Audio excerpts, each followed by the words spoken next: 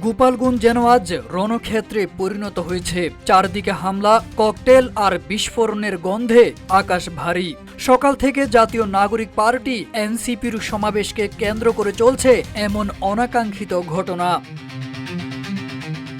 এনসিপির উপর এমন হামলার ঘটনায় তীব্র প্রতিক্রিয়া জানিয়েছেন বাংলাদেশ জামায়াতে ইসলামীর আমির ডাক্তার শফিকুর রহমান। তার ভেরিফাইড ফেসবুক পেজে দেওয়া এক পোস্টে তিনি ক্ষোভ প্রকাশ করেন। গোপালগঞ্জে কি হচ্ছে? গোপালগঞ্জ তো বাংলাদেশেরই অংশ।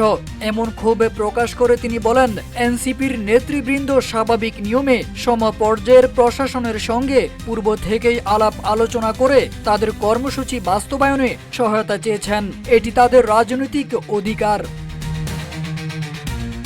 RICL TMX, যুগের পর যুগ স্থাপনা থাকে মজবুত। কিন্তু এখন যে অবস্থায় এসে দাঁড়িয়েছে তা কার্যত মাঠে আইন শৃঙ্খলা রক্ষাকারী বাহিনীর কোনো উপস্থিতি লক্ষ্য করা যাচ্ছে না। জানিয়ে জামায়াতে আমির বলেন, অতি দ্রুত সরকারকে অবশ্যই প্রয়োজনীয় সকল পদক্ষেপ গ্রহণ করতে হবে, অন্যথায় ইতিহাসের পূর্ণ দায় সরকারের উপরই বর্তাবে।